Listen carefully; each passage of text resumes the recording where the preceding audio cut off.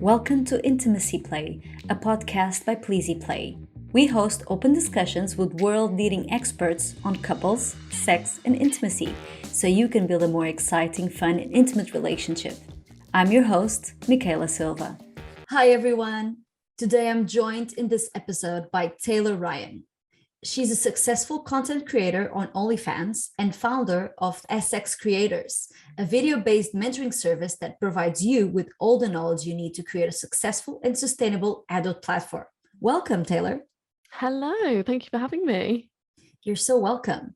So before we even start understanding a little bit more about you and what you do, can you tell me how you started, SXCreators and what drove you into this industry?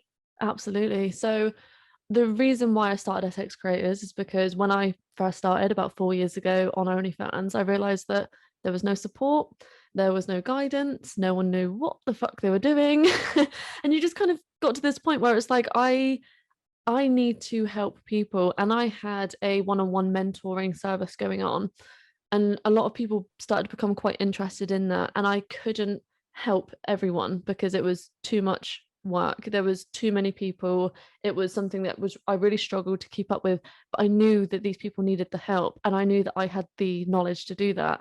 So it kind of sparked in my head. It was like, well, there is one way that I could help everyone create an online course which is accessible for everybody. So that's kind of where SX started, and then the mission statement and everything that SX is about is just grown and grown, and there's more and more purpose every single day for the company. Let me just clarify for everybody that doesn't know what SX is. So SX is not a platform where you share content, but it's a platform where you learn how to create content.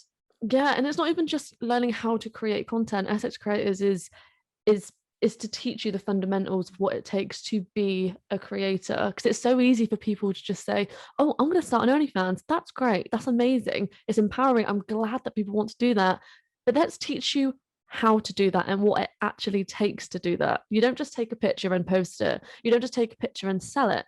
You need to learn how to run and own a business.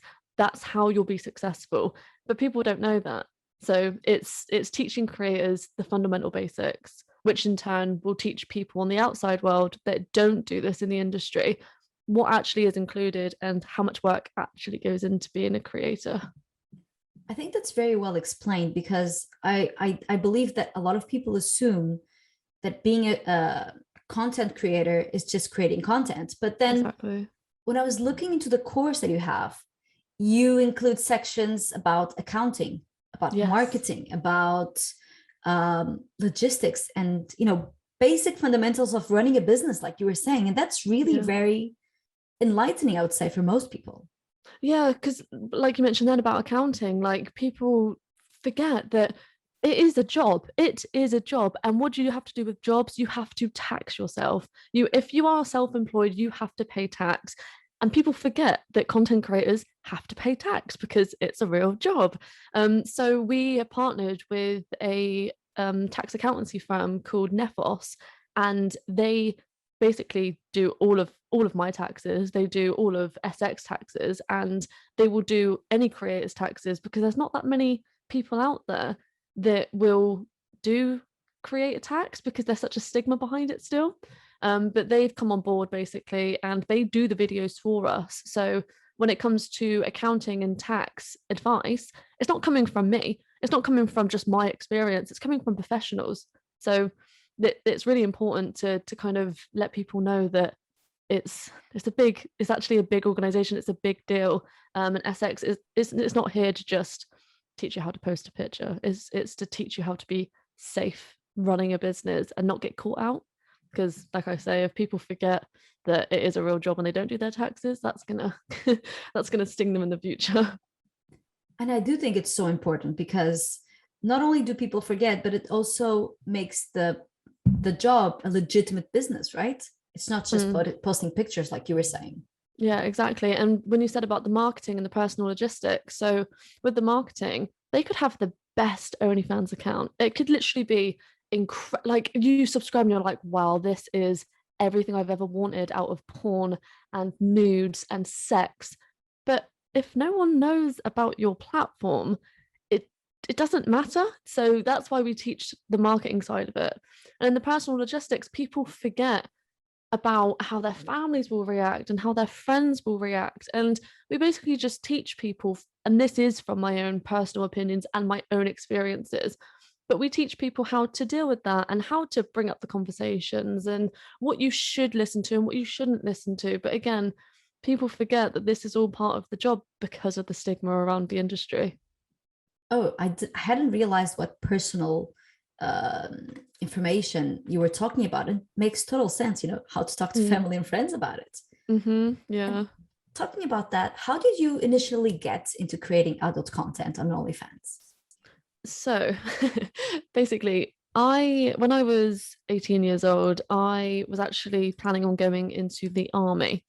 And I wanted to be a dog handler. I have always wanted to be a dog handler. But then around the same time, I started realizing how much I loved taking pictures, how much I loved being in front of the camera and behind the camera. And then the two kind of clashed in a way, because you can't do both. So I'm cutting a very long story short when I say this, but like one thing led to another, and I started realizing that I was taking more time to do content creation and build up my Instagram platform over training for the army and training for my fitness in the army. And then because I had to make a decision, because I couldn't go in the army and be a creator because they don't allow that, I started to realize, you know what, I need to put my time into one thing, and it's very clear what my favorite thing is. So I started glamour modeling when I was 18 years old, and it just kind of one thing led to another over time. And then when I was 20, that's when I started being a OnlyFans content creator. So yeah, almost 4 years ago. Very interesting journey that you went through. It's so It different what is. you wanted in the beginning and where you've come to. Yeah, that was a very like long story short, but like there's it's just, if I go like really into it, it's like, wow, this is a lot of information. But yeah, it's one of those things where I knew that I liked performing. I've always like been a dancer. I've always loved singing, and I know they're not the same thing, but they are performing. And I knew that I loved doing that. So this is just a different part of performing, and it makes me feel very sexy, very confident. And what was the process of actually deciding to be in the sex industry? And I apologize if that's not correct term, but No, that's completely fine. I think I'm not very good at letting people tell me what to do, and I'm not very good at letting people tell me what the norm is. I don't appreciate when people say you shouldn't do that, you cannot do that, and then I just think to myself, I probably can do that, and now I'm gonna do that.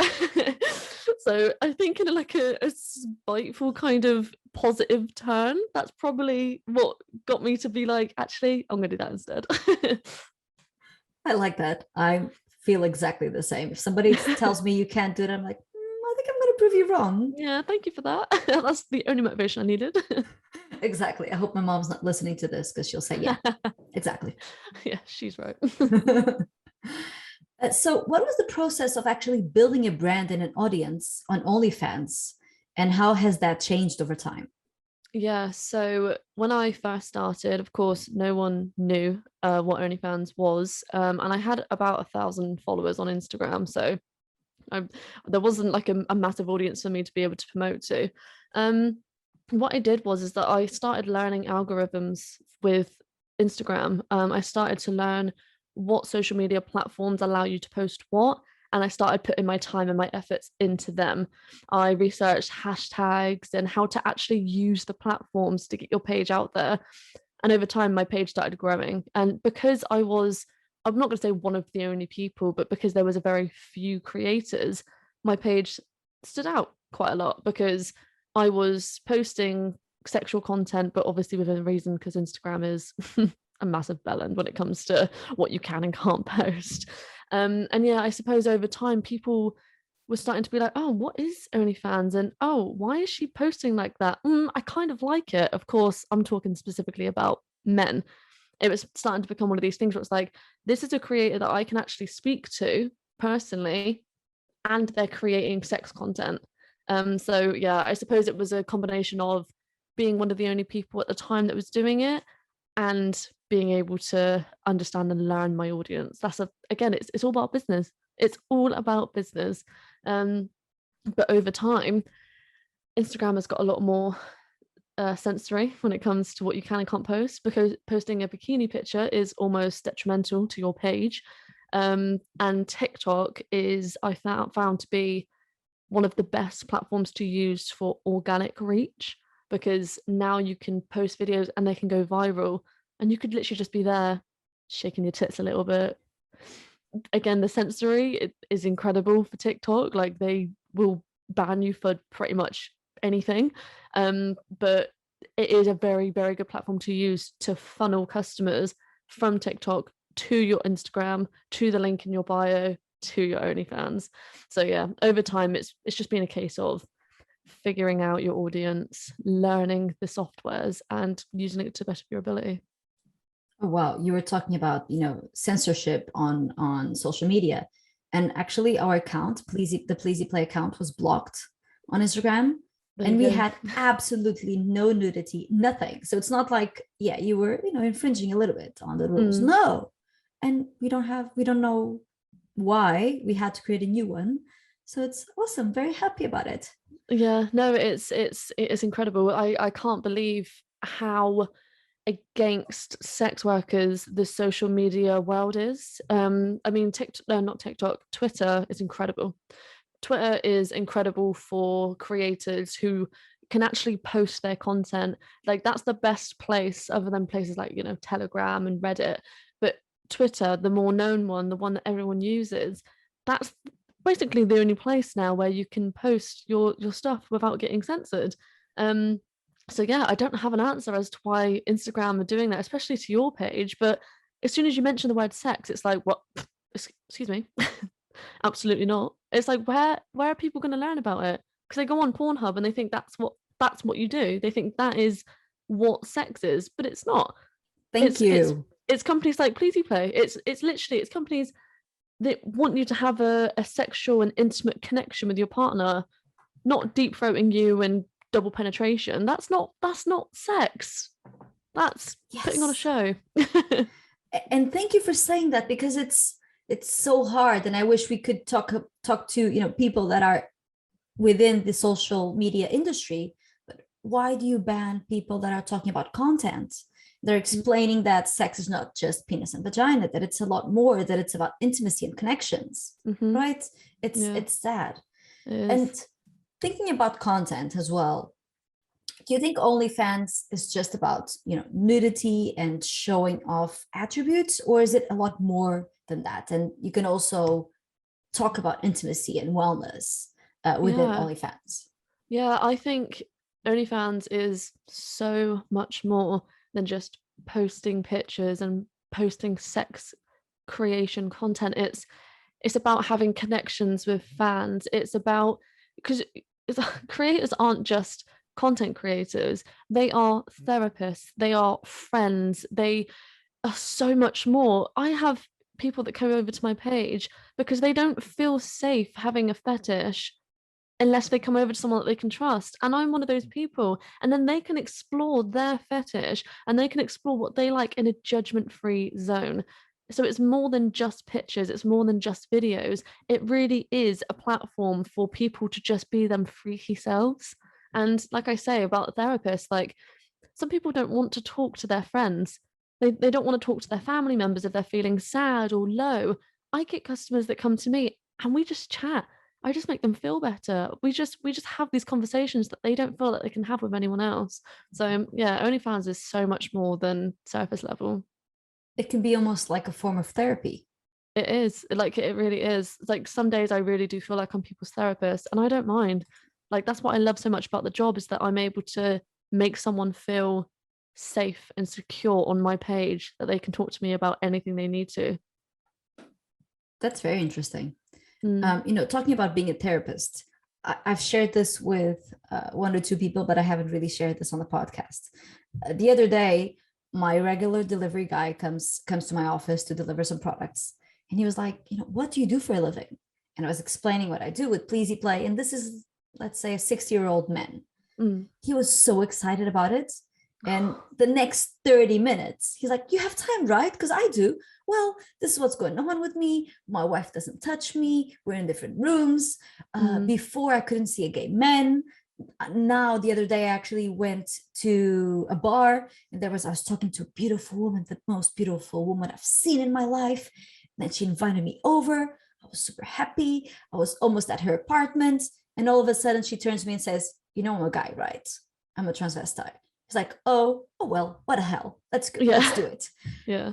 I felt so much like a therapist at that moment. Yeah, because people want to like, honestly, I don't think there's a better person to speak to than someone in the sex industry, because straight away people just let their guard down. It's like, oh, you do sex creation or you sell sex products. It's, well, this is my situation at home. It's like, what? How do you feel that comfortable around me? But that is literally, that's part of the industry, and that's what I want people to know, is that it's so much more than just the surface level of what we do and sell. Your story there, perfect example. He literally confided in you about his actual marriage, his wife sleeping in the other room. Like, that's a big deal. And that's from you selling sex products and intimacy packages.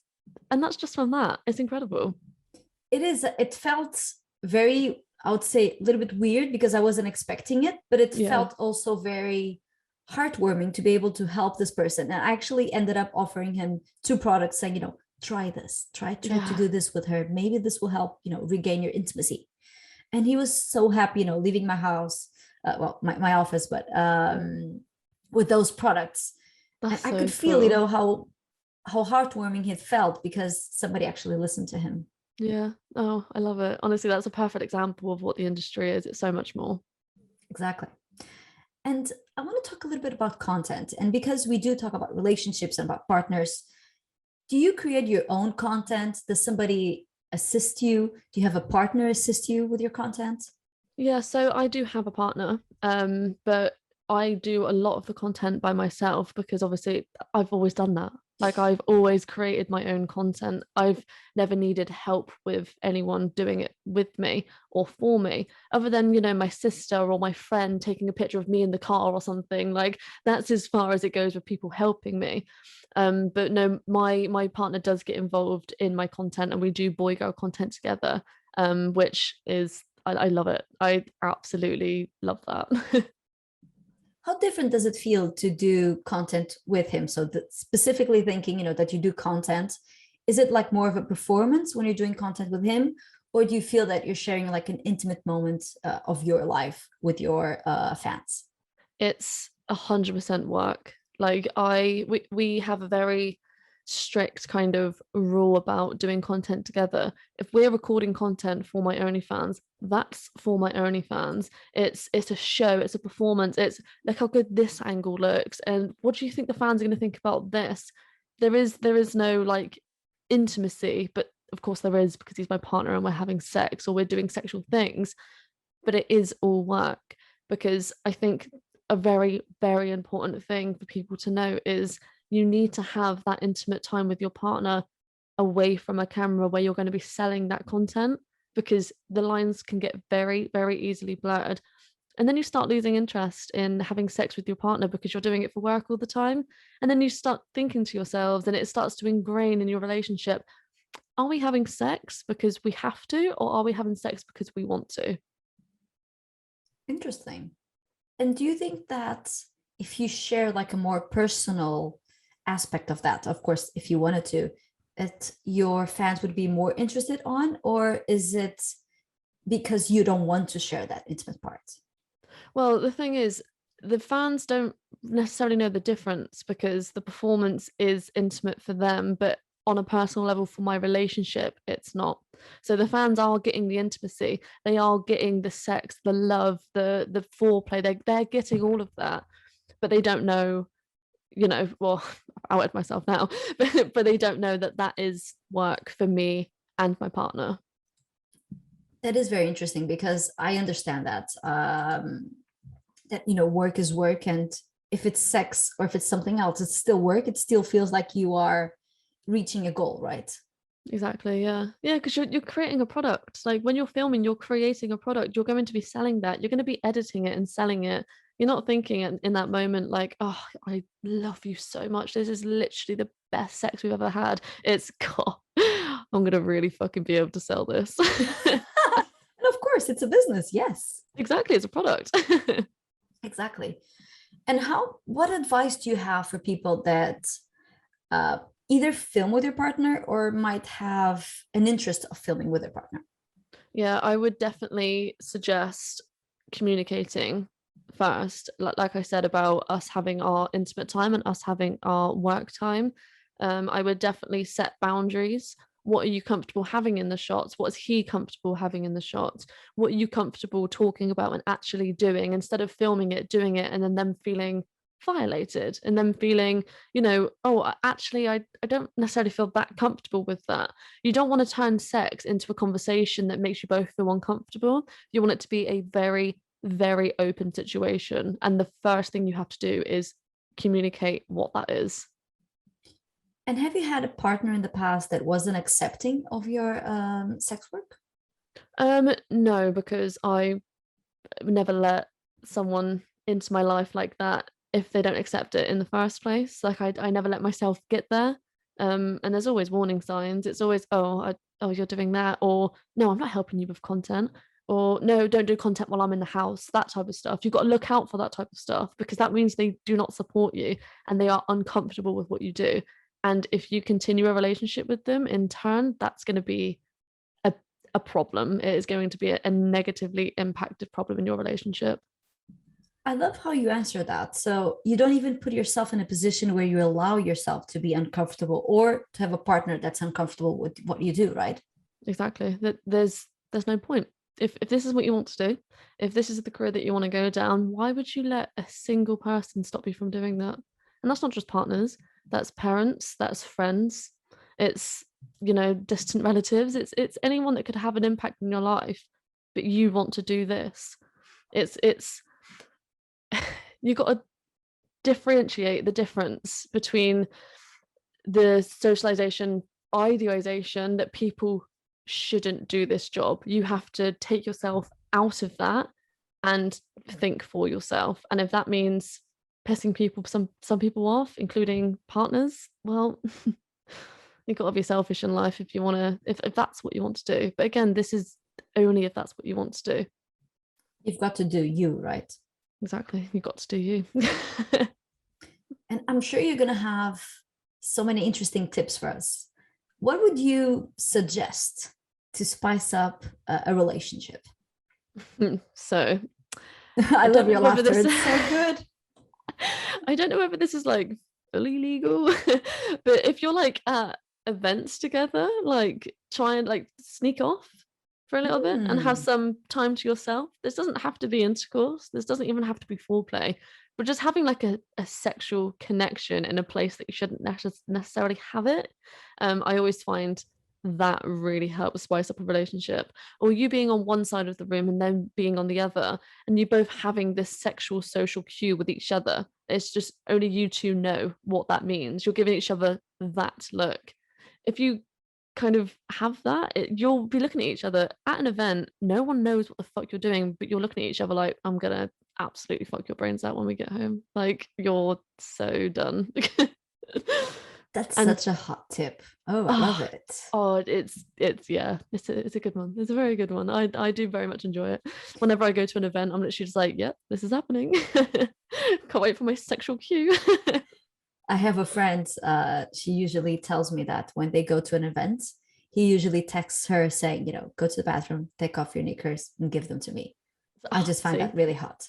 it's so fucking sexy, and no one knows. That is the best part about it, is that no one knows you're doing it. I feel like when the secret's out and people know you're doing it, it takes away the intimacy part and it just becomes a kind of like naughty little funny moment for everyone involved, but no one should be involved other than you two. And that's one of my top tips. But also sex play and sex games, you can get them like quite cheap on the internet, and they don't have to be anything expensive or confusing. It can just be rolling a dice that has lick me and then bum, and then you know that you're gonna have to do something in that area.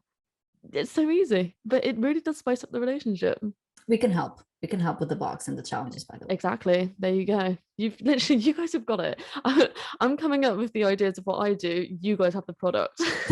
Exactly. We need to talk about this. We do. Private conversation and the podcast. Okay, bye guys, everybody. What do you think about using sex toys in the bedroom and using it for content? So is there a difference between these two, and how do you feel about it? I think a lot of creators will agree with me that there is a difference. I do not use the toys that I use in my private relationship that I do with my content.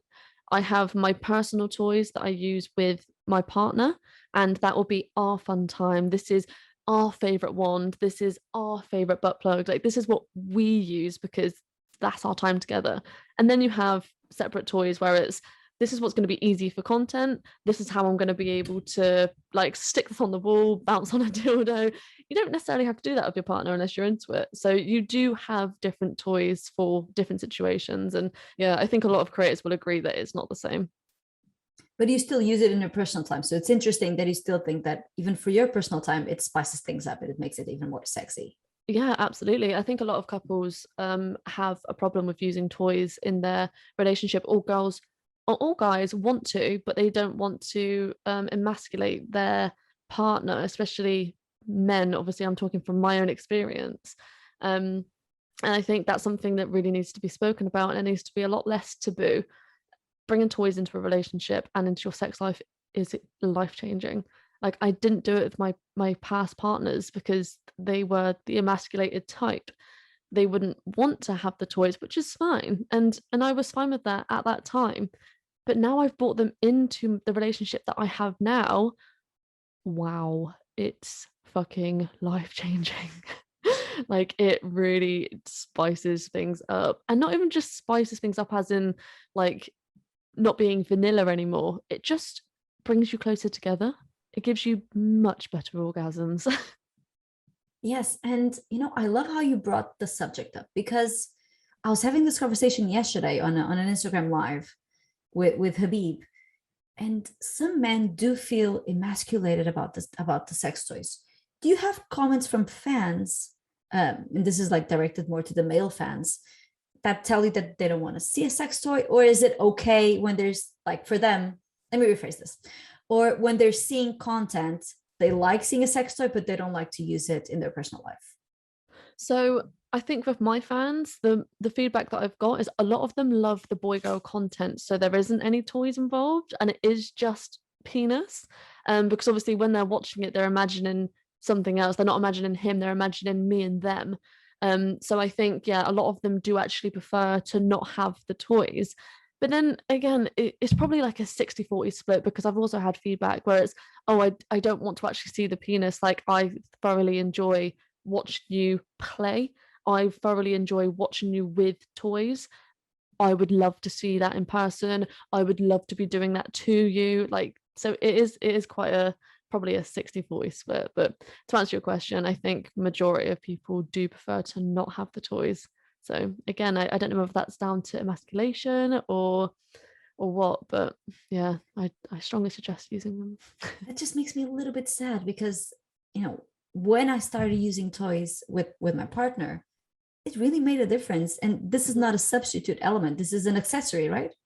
Exactly. I think that is the perfect way that you could have said that. It really isn't to replace them. It's not to make them feel inadequate. It really is just to help. It's just to make it even better, because there's only so much a penis can do, and there's only so much a tongue and fingers can do, and you can't use your penis and your tongue at the same time. So get a wand and your penis, you have the perfect recipe for an amazing orgasm.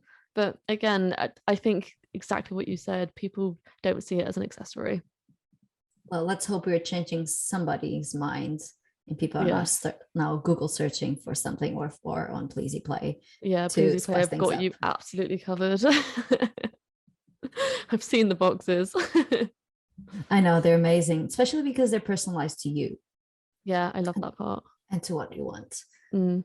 I was thinking a little bit about what you do, and Do you feel this is very personal, so if you're not 100% happy sharing this, please don't.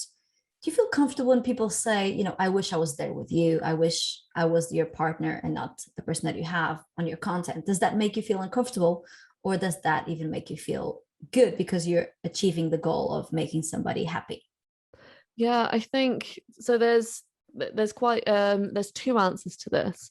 The first answer is directly to your question, which is no, it doesn't make me feel uncomfortable that they wish it was them. That's the whole point of them being on the page. They want to see my content, they want to see me. So why wouldn't they want to be here? It would be very odd for me to be uncomfortable with the fact that they're imagining me with them. What I don't like is when people say, oh, are you available to meet? Will you meet me? How much is it to meet? I'm an online creator. I love the idea of escorting, and I have friends who are escorts, and I love that for them. I think that's incredible. That isn't my job title, and that isn't what I personally do. So that does bother me because you're subscribing online. You're subscribing online for a reason, because there is no option to be able to meet me. So yeah, I think to answer your question, no, it doesn't make me uncomfortable, but asking to meet does. I think there's a fine line that a lot of people don't respect because they think that, sex work can be everything, but Mm-hmm. it has boundaries, right? Yeah, exactly. It's like you wouldn't get a chef to clean the kitchen. You have a KP for Exactly. that. You have a cleaner for that. The chef doesn't do that part, but because it's the sex industry, people don't respect those boundaries. What has been like the most uncomfortable moment that you have experienced, with your journey with OnlyFans or with SXCreators? I think with OnlyFans is sexual assault and sexual harassment in the workplace when I used to have a job while I was doing it. I Oh, think wow. that was my most uncomfortable situation because I was a van driver, and my manager basically did not know the boundary because I'm a sex worker as well. So why couldn't he say these things? Why couldn't he touch me? Why couldn't he do this? So I think, yeah, OnlyFans has brought quite a lot of uncomfort in my personal life. But I am fully self-employed now and have been for almost 2 years. So that doesn't happen as much. But I'm not going to say it doesn't happen because that would be an absolute ludicrous lie. Yeah, I can imagine the nude and selfie The pictures that you selfie. receive. And I'm just calling them selfies, but Oh, they're that not I really receive. selfies. Yes, Oh, yeah, the unsolicited ones. exactly. Yeah, yeah, they're. I don't mind if they tip me because if you pay me to view this picture and you pay me to rate it, I offer that. I love that. That's great. But you have to ask me first before you do. And if you don't tip me and you haven't asked and you just send it, that's not okay. That is absolutely not okay. You've subscribed to my page. You have paid to see me naked. I have not paid to see you naked, and I have not okayed that either. Yeah, I think again that's another boundary that just gets crossed. People just assume I can send an unsolicited pic. Why wouldn't I be able to? I'm subscribed to you. That's the point. You're subscribed to me. Exactly. It's a one-way Yeah, stream. yeah, that is it. The money came to me. I did not pay you. Would you change your profession right now? And I mean, is there anything else that you would want to do that maybe would bring a little bit more ease to your personal life, or you're absolutely happy with what you produce? I think successful people and people that aim to be successful are never complacent in what they do and will never stop at a goal. That there is no end goal for me because if I work so hard to get to a certain point, why would I stop? Why don't I keep on working harder for the next point? If you find a big mountain and you climb to the top, find a bigger mountain and climb to the top of that one.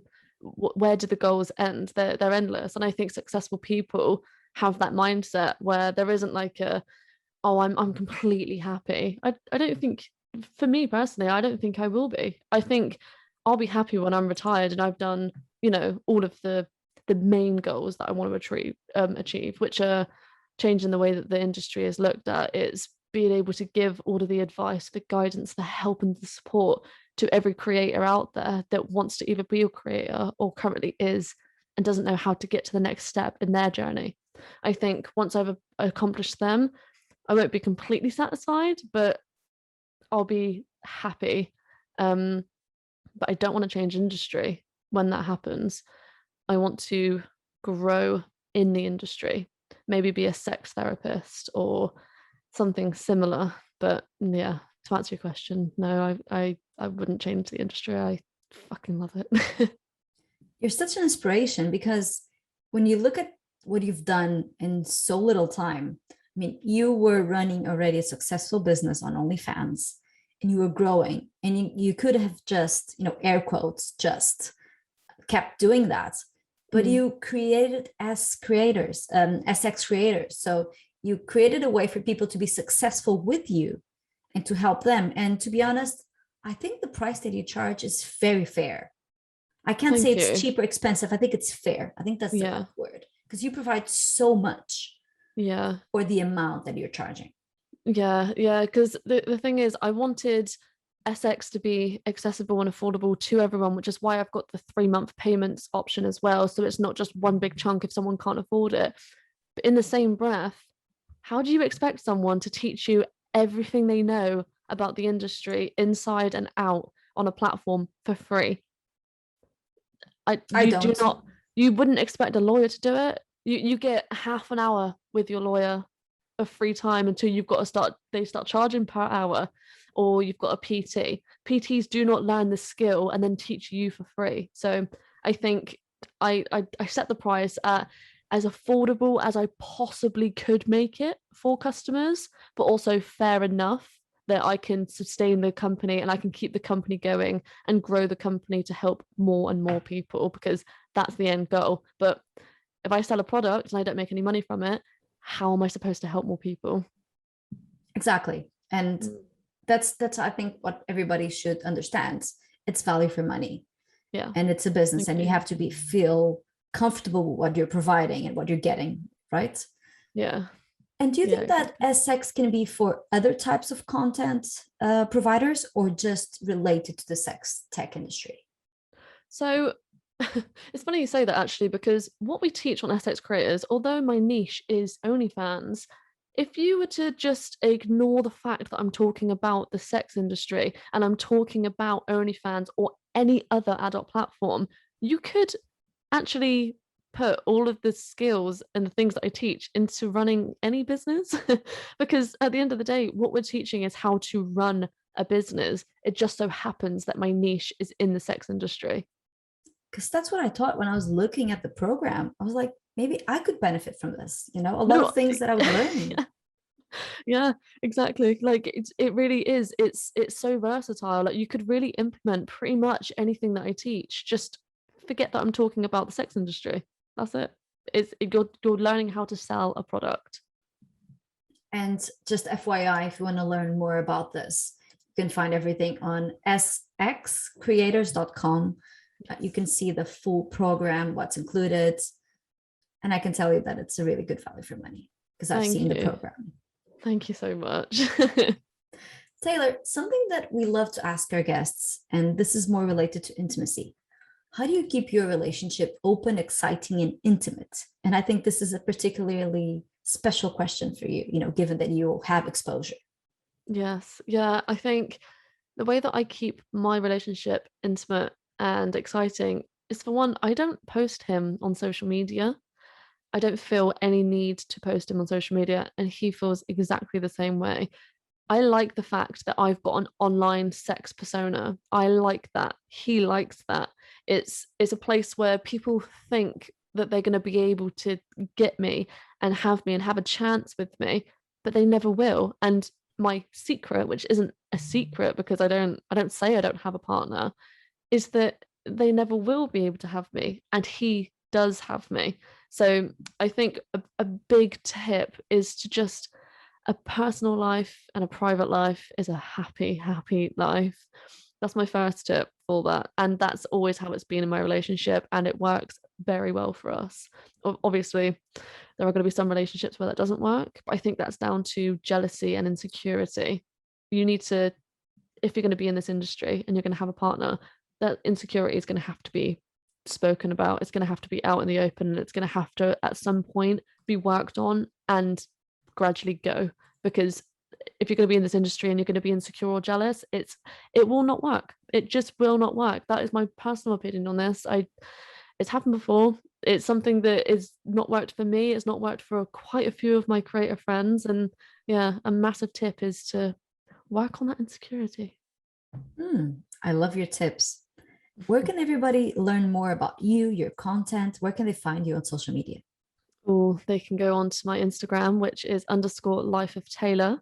You've also got my Twitter, where I'm actually able to post a lot more saucy content, so you can get a little taste for what I actually put on my OnlyFans, and that is Tay Ryan Official. And then, of course, you've also got my OnlyFans, which is onlyfans.com/Taylor Ryan, which you can find in the links in my bio. Sounds lovely, Taylor. And I absolutely love your voice. Thank you so much for being with us. Oh, thank you so much for having me. I really appreciate it. Likewise. I think it just went off, didn't it? It went on for a slight minute. It was a pleasure. And please do follow Taylor if you want to see more content about sex content, about how to create sex content, because she is not just a creator, she's a businesswoman. And I think that's what really makes you even more interesting.